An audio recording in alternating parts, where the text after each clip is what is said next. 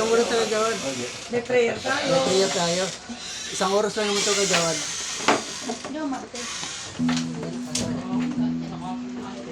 Dito kagawad, dito. Maano kami dahil ang hirap. Tapos na dapon.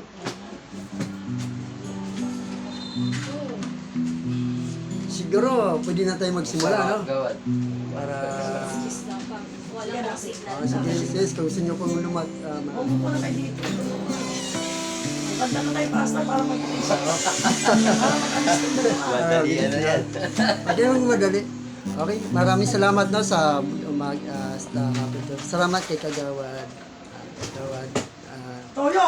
Tuyo na kasama natin sa gawain ngayon. Ang purpose talaga namin, lahat ng kagawad ay makasama natin sa gawain. Amen! No, yun talaga ang purpose Kaya namin ni kung Chairman. buhay ka na, Hindi lang Tagal ako nagbago. 6 na taon na. mas magbabago ka pa. Maitim ka ngayon bukas, maputi ka na. Itim ko ngayon pero mabuti ka sa Panginoon. Basta pray na tayo. Okay, start na po tayo. Okay, tayo marit muna sa Panginoon. Mas maganda yung purihin muna natin ng Diyos. Amen. Yes, glory Jesus. Sa buhay ko ito Tawag yung yung tulong bukas. para makapasukin. Sa buhay ko ikaw ang bukas. Sa lahat ng suliranin, ikaw ang siyang lunas. Sa puso ko ikaw ang nais. Pag-ibig mo, Diyos, ang kahit tamis. Minsan pa, sa buhay ko ikaw ang bukas. Sa lahat ng suliranin ko, ikaw ang siyang lunas. Sa puso ko ikaw ang nais. Pag-ibig mo, Diyos, ang kahit tamis. Napakasarap magpuri sa kalooban mo. Lahat ng nais ng puso matatagpuan sa'yo. Napakasarap magpuri sa kalooban mo. Lahat wala nang alalahanin pa. Nakapaligid man ang problema.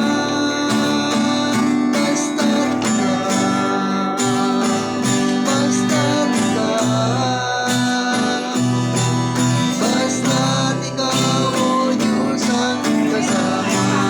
Napakasarap. Napakasarap magpuri sa kalooban mo. Lahat ng nais ng puso matatagpuan sa'yo. Napakasarap magpuri sa kalooban mo. Wala na nga alalahanin pa. Nakapaligid man ang problema.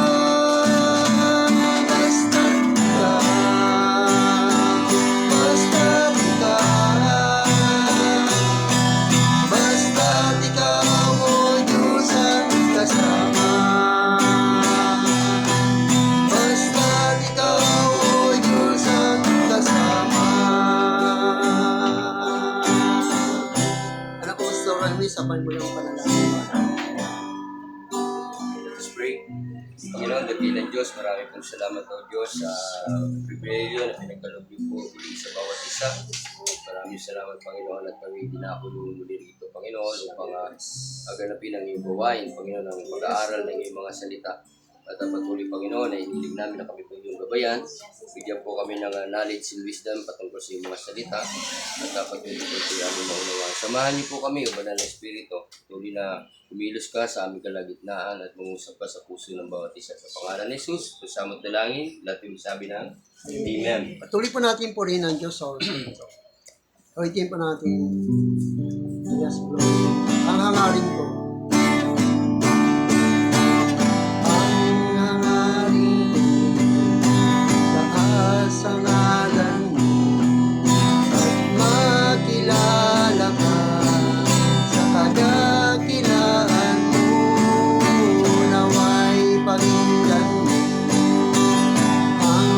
pagsamo ko, tinig ng pagsamba.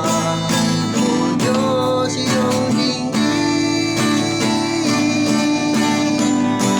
sa tahanan mo, ikaw ay sambahin. Kaluluwa'y nauuhaw sa'yo, Diyos.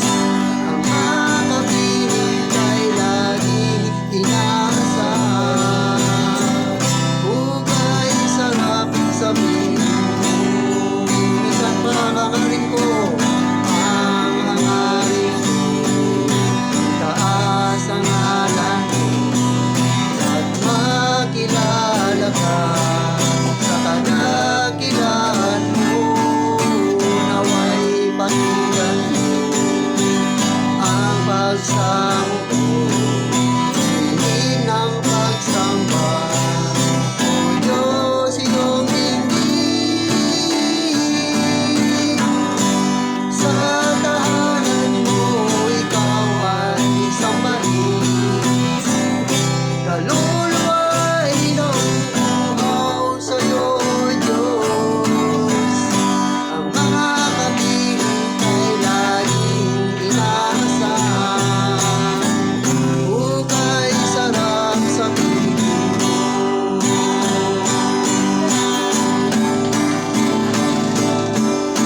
Sa puso ko,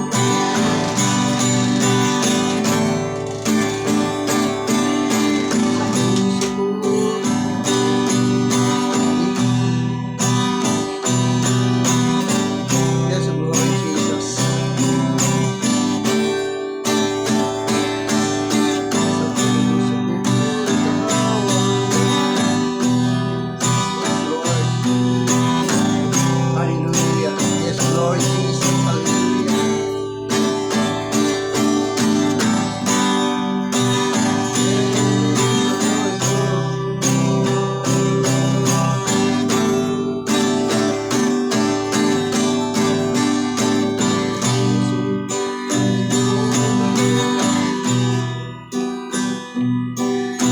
Nagpapakumbaba, nagsusumamo, paging dapatin mo, na ikaw ay mamasdan, makadaikan, sa'yo ay tumisan.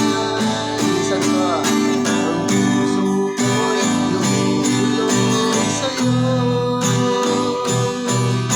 Nagpapakumbaba, nagsusumamo,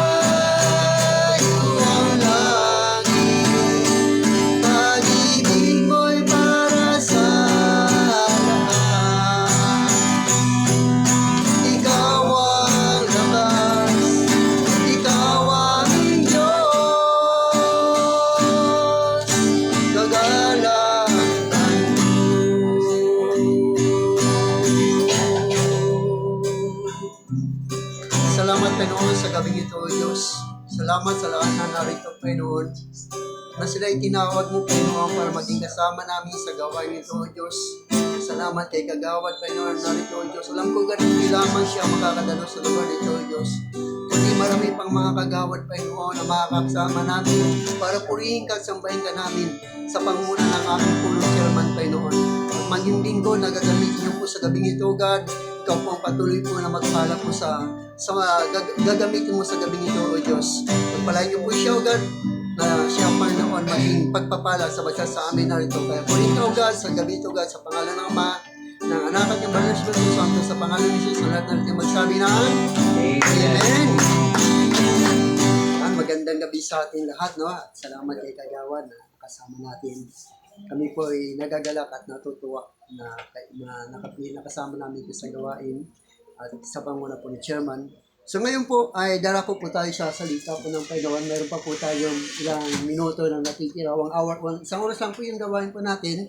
Kaya, so kumbaga sa kami po naniniwala na bago matapos ng oras ay merong pagpapalang matatanggap ang basa sa Amen. Amen. Amen po ba? Amen. Amen. So tawagin po natin si Pastor na siya po magdadala po ng mensahe. Okay.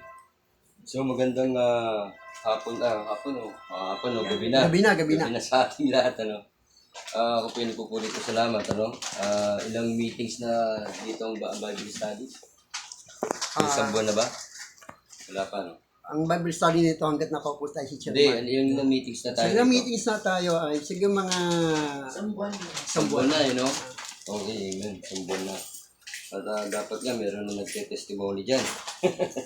Pero, puri ng Panginoon, ako nga po pala si Pastor Romy, sa hindi po nakakilala. Gawad, maganda. Chairman, magandang gabi po sa inyo lahat. Sa isang church lang po kami ni Pastor Alan. At tayo po'y dadako na sa ating pag-aaral. May mga Bible book po ba tayo? Wala, no? So, pakinggan nyo na lang. Sabi dito sa Ecclesiastes, chapter 1, verses 1 to 11, dito pong kanya sinasabi, ang mga, chapter 2, walang kabuluhan ng mga walang kabuluhan, sabi ng mga ngaral. Walang kabuluhan ng mga walang kabuluhan, lahat ay walang kabuluhan. Anong pakinabang meron ng tao sa lahat ng kanyang pagpapagal, ng kanyang pinagpaguran sa ilalim ng araw? Isang saling lahi ay umaalis at dumarating ang isang saling lahi naman. Ngunit ang daigdig ay nananatili magpakailanman. Sumisikat ang araw at tumulubog din ang araw at nagmamadali sa dakong kanyang siskatan. Verse 6, ang hangin ay umiihip sa timog at patungo sa ilaga na nagpapaikot-ikot at paikot-ikot na ang hangin ay humahayo at ang hangin ay bumabalik sa iniikutan nito. Lahat ng mga ilog ay sa dagat nagtutungo, ngunit ang dagat ay hindi napupuno. Sa dakong inaagusan ng mga ilog, doon ay muli silang umaagos. Sa verse 8, lahat ng mga bagay ay nakakapagod. Higit sa masasabi ng tao, ang mata sa paningin ay hindi nasisilayan, ni ang tenga sa pakikinig ay walang kabusugan. Verse 9, ang nangyari ay siyang mangyayari, at ang nagawa na ay siyang gagawin, at walang bagong bagay sa ilalim ng araw. Verse 10, may bagay ba na masasabi tungkol dito? Tignan mo, ito ay bago, ganyan na iyan. Nauna pa sa ating mga kapanahunan. So, ibig sabihin, walang pagbabago. Ang mga tao noong una ay hindi naaalala ni nagkakaroon ng alaala paman tungkol sa mga tao ng mga taong susunod pagkatapos nila. So, tayo po'y manalangin muna, palandali. Muli, dakilang Diyos, kami po ay nagpupuri. Panginoon, papasalamat sa iyo. At nag-aas po kami ng iyong guidance, Panginoon. At bigyan kami ng kaunawaan, Panginoon, sa aming pag-aaralan. At dalangin po namin na patuloy na ito'y aming mapapurihan sa aming pag-aaral na ito. May taas ang iyong dakilang pangalan. Purihin ka, O Diyos, ang lahat na ito'y samot dalangin. Amen. So dito po sa ating binasa, sinabi ng mga ngaral, na ang lahat daw ng bagay sa ilalim ng araw ay walang kabuluhan. So lahat pala ng ginagawa natin dito ay walang kabuluhan. Yung titignan natin, may katotohanan ba ito? So pag-usapan natin yung ating buhay araw-araw. Di ba? Pagigising tayo sa umaga. Pagising natin sa umaga, anong gagawin natin? kakain, mag-aasikaso, tapos magpunta ng trabaho, di ba? Pagdating sa trabaho, uuwi, kakain, mag-aasikaso, tapos matutulog, tatabi sa asawa, di ba? Tapos umaga, gano'n na naman. Kakain, mag-aasikaso ng mga anak, di ba? Tapos, anong gagawin? Magtatrabaho. Para siyempre, kailangan nating mabuhay. Kailangan nating kumain, no? Para masuportahan yung pangangailangan ng ating pamilya. Kung titignan po natin, may katotohanan. Sabi rito, paikot-ikot lang, pabalik-balik lang. No? Yung routine ng ating buhay, ganoon at ganoon pa rin eh. Di ba? Hindi na babago. Ano lang ang nadadagdag doon? Yung kasiyahan na ibinibigay ng nagagawa natin sa ating pamilya. Di ba? Yun lang nababago ron. Pero lahat ng kasiyahan na iyon ay pansamantala lamang. No? Kaya sabi nga ng Bible sa John, sabi niya, ang ibinibigay na kapayapaan ng salibutan nito ay hindi katulad ng ibinibigay na kapayapaan ng Diyos. Di ba? So meaning to say, lahat ng ating ginagawa rito, tama, may katapusan ng lahat. No? At pabalik-balik lang. Yung mga nangyayari noon, nangyayari rin ngayon. No? Tignan mo, sabi niya, yung lahat ng ilog, tumupunta sa dagat, pero ang dagat di napupuno. Ilang saling lahi ang dumating. No?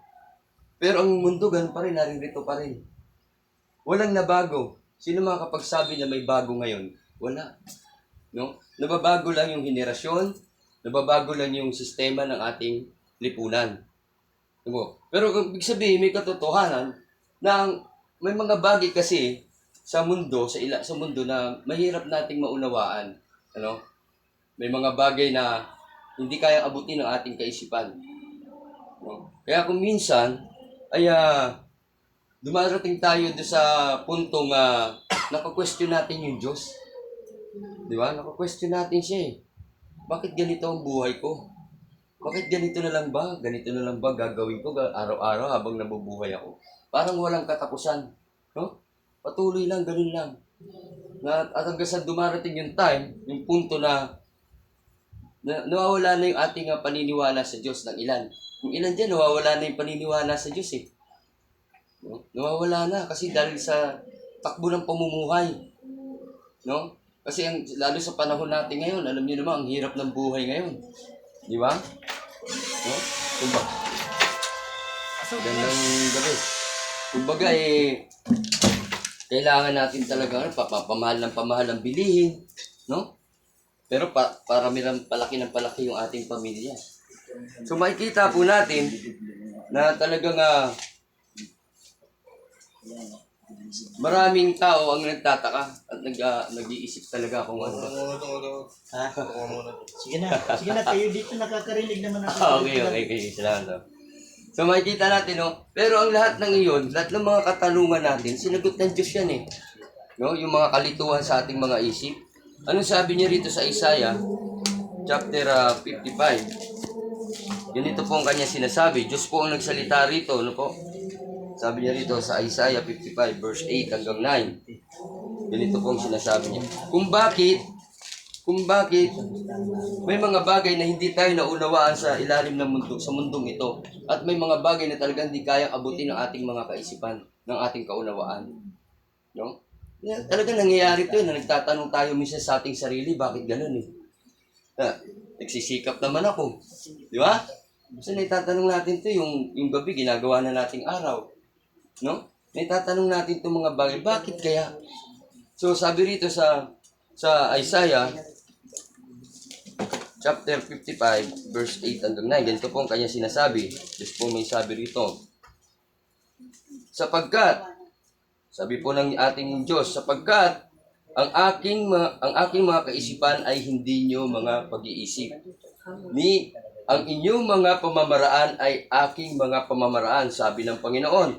Sapagkat kung papaano ang langit ay higit na mataas kaysa sa lupa, gayon ang aking mga pamamaraan ay higit na mataas kaysa sa inyong mga pamamaraan. At ang aking mga pag-isip kaysa sa inyong mga pag-iisip. Kaya mayroong mga bagay talaga na hindi natin maarok ng ating kaisipan. Ano po? Kaya dumarating yung time na minsan na question natin Diyos, pero mali pala yun. No? Kasi ang pakaparaanan ng Diyos ay hindi natin arok yan, di natin kayang isipin yan eh. Kung siya ang may kaparaanan, siya ang lumikha, di ba? Sabi nga natin, sa unang mga pag-aaral, ay nilikha tayo ng Diyos. Ayon sa kanya ways, tayong espesyal na nilikha ng Diyos. Tayong mga tao. Bakit tayo espesyal? Kasi sabi niya, let us create man according to our image. Sabi ng Diyos, isang espesyal yan dahil tayo kinreate tayo ng Diyos ayon sa kanyang wangis. Amen? Ano ba yung wangis ng Diyos? Banal.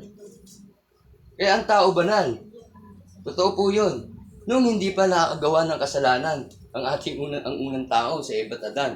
At ang kasalanan, ang siyang sumira doon sa relasyon ng tao sa Diyos. Pero tignan niyo po yung pag-ibig ng Diyos sa atin. Mahal na mahal talaga ng Diyos ang kanyang ang sanlibot, ang kanyang nilikha. Diba? Ibinigay niya, siya pa rin ang gumawa ng paraan para maayos yung nasirang relasyon natin sa Kanya. Siya pa rin ang gumawa ng kaparaanan, ang Diyos pa rin. Anong ginawa niya? Binigay niya ang kanyang bugtong na anak. Mula sa langit, bumaba rito, namuhay, no? Nabuhay bilang isang alipin, hinubad ang kanyang pagka-Diyos. At naging masunurin hanggang doon sa kamatayan, doon sa krus ng Kalbaryo. Diba? Diyos pa rin ang gumawa ng paraan. Dahil mahal tayo ng Diyos eh. Ayaw niya tayong mapahamak. Diba? Ayaw niya tayong mapahamak. No? Kaya, siya gumawa ng paraan para maayos yung relasyon natin sa Diyos. Ginawa niya lahat ng kaparaanan. Anong sabi? Sabi rito sa atin din sa ating ayon sa ating binasa dito sa may Ecclesiastes chapter 12. Ganito po para hindi na natin po pahabain. No. Yeah, meron pa tayong 50 minutes. Okay. Sabi nga po ay sabi kanina sa binasa natin, di ba? Ang buhay daw natin ay ang buhay daw natin paulit-ulit lang, no? Lahat ng nangyayari noon at nangyayari ngayon ay paulit-ulit lang. So nakita natin naman yung isang example na yung ating pamumuhay. Habang naririto pa tayo yung ating tawag dito, yung lifestyle natin dito sa mundong ito. Kakain, tutulog, magtatrabaho, kakain, tutulog, magtatrabaho. Di ba? Paulit-ulit lang eh. No? Tapos nagkakaroon tayo ng konting kasiyahan pagka medyo maganda ang kita, may kasiyahan. Pagka magandang kalakasan, may kasiyahan, di ba? Yun lang ang nababago, pero ang lahat ng bagay ay ganun pa rin. Ano ba ang problema? Bakit ba mali ba lahat ng ito? No? Wala naman ako nakikitang mali sa ginagawa natin sa mundo. Di ba? Tama lang na tayo maghanap buhay. Tama lang na tayo magpakasipag para sa ating pamilya. Wala akong nakikitang mali rito. No? As long na wala tayong nasasaktan na kapwa natin, wala pong mali rito. Di ba?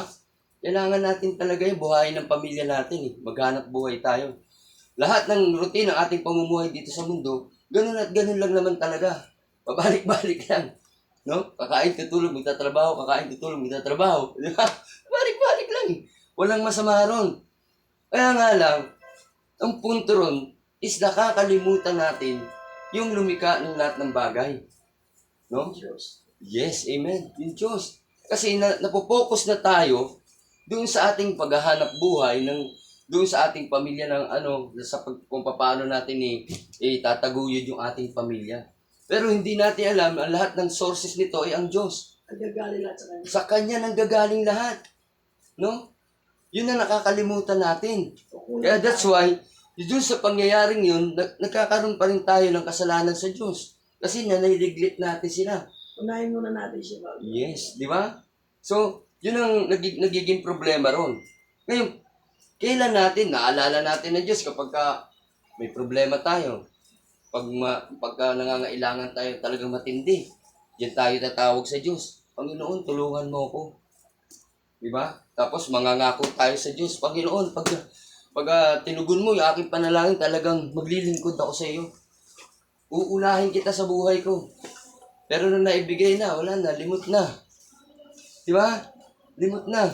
Doon lang natin siya tinatawag sa mga panahon na tayo hirap na hirap. No? Na hindi nga natin magawang magpasalamat sa Diyos. Di ba? Kaya doon nasasaktan ng Diyos. Mahal tayo ng Diyos, kinreate tayo ng Diyos, pero doon siya nasasaktan. Dahil nakakalimutan natin siya. Na siya na lumikha sa atin. Nakakalimutan natin siya. So, kailan natin dapat alalahanin ng Diyos? Sabi niya rito, no, ito, basahin natin sa 12, chapter 1. Alalahanin mo rin naman ang lumikha. No, yung Diyos yun. Lumikha sa iyo sa mga araw ng iyong kabataan bago dumating ang masamang araw at ang mga taon ay lumapit sa inyo. Sasabihin, wala akong kasiyahan sa mga iyon. Sabi niya, alalahanin niyo rin naman ang lumikha sa inyo, sa inyong kabataan. Ibig sabihin sa ating kabataan, ano ba yung kabataan? Kalakasan. No? Kailan daw natin dapat alalahanin ng Diyos? Habang tayo malakas pa. No? Habang tayo malakas pa, hanggat hindi pa tayo nagkakasakit. Amen. Hanggat hindi pa tayo yung nakarate sa na malapit na tayo mamatay. No? Panandalian. Di, totoo yan. Hindi natin hawak ang buhay natin. Sabi ng James chapter 4 verse 14, tayo pangasingaw lamang. Sa isang limit of time, mawawala tayo. Siya ang nagbigay ng buhay sa atin. Di ba? No? Sabi niya, alalahanin natin ang lumikha ang Diyos hanggat tayo'y malakas pa. Dahil pag tayo mahina na, andyan na yung karamdaman, andyan na yung nabibingit na tayo sa hindi na paano pa natin mapapaglingkuran ng Diyos? No? Doon pa lamang tayo tatawag. Wala na. No? Huli na. No? Kaya alalahanin daw natin.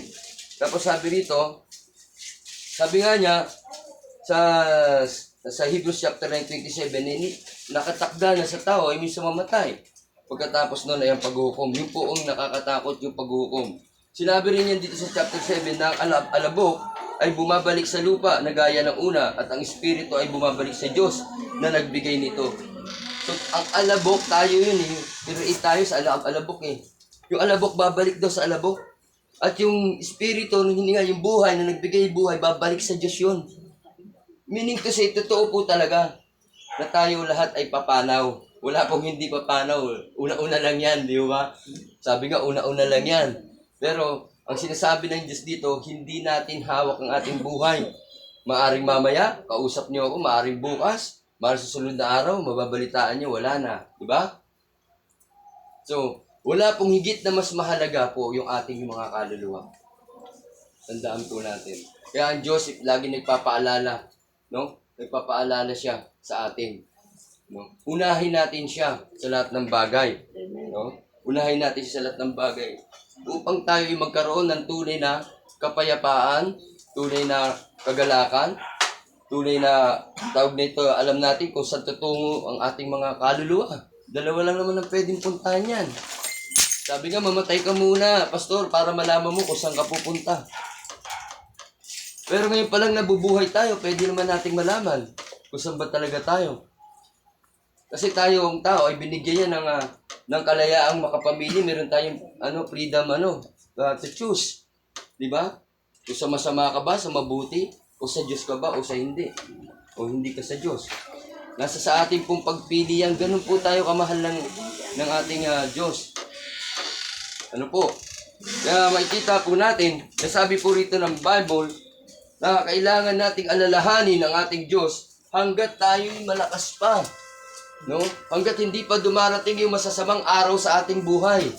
Hanggat hindi pa tayo nagkakaroon ng matitinding karamdaman, o ika nga'y lumapit na tayo roon sa kamatayan na tinatawag. No? Kaya kailangan nating unahin. Ang Diyos sabi nga na Mateo 6:33, seek ye first the kingdom of God. Di ba? And all His righteousness shall be added unto you. Kailangan muna nating unahin ng Diyos at ang lahat ay ibibigay sa atin ng Diyos. Maraming po salamat. Amen po. Amen. No? At salamat sa mga nanarito na sana po ay napagpala po tayo ng salita ng Diyos. Sa lahat po ay... So tuwing Lunes po ito, ang gawain po dito ay tuwing Lunes.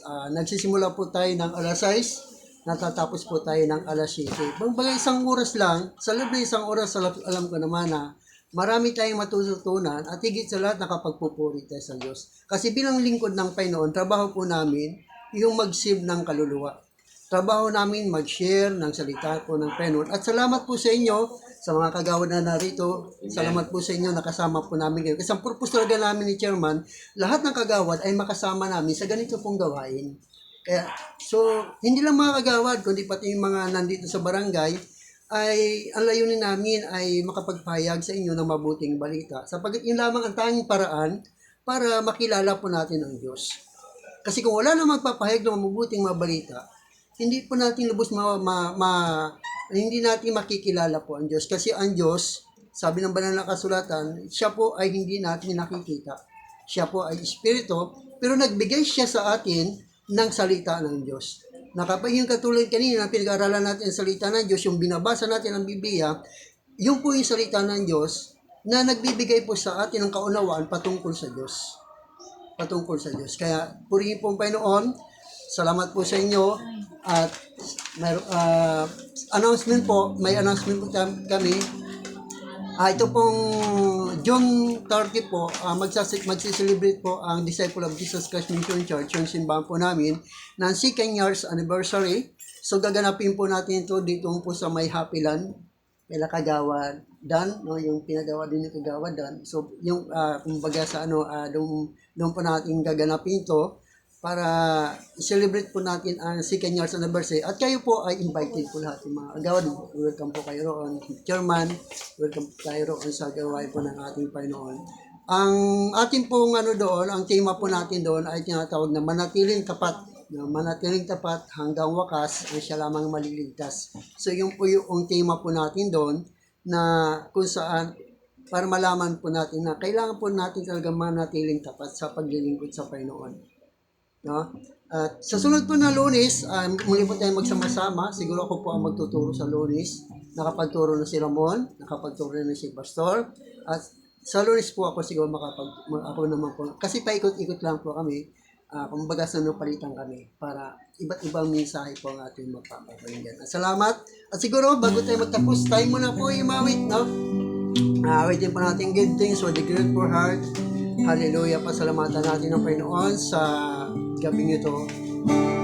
Give thanks with a grateful heart. Give thanks unto the Holy One, unto the whole. Give thanks because He's giving, because He's giving. Jesus Christ.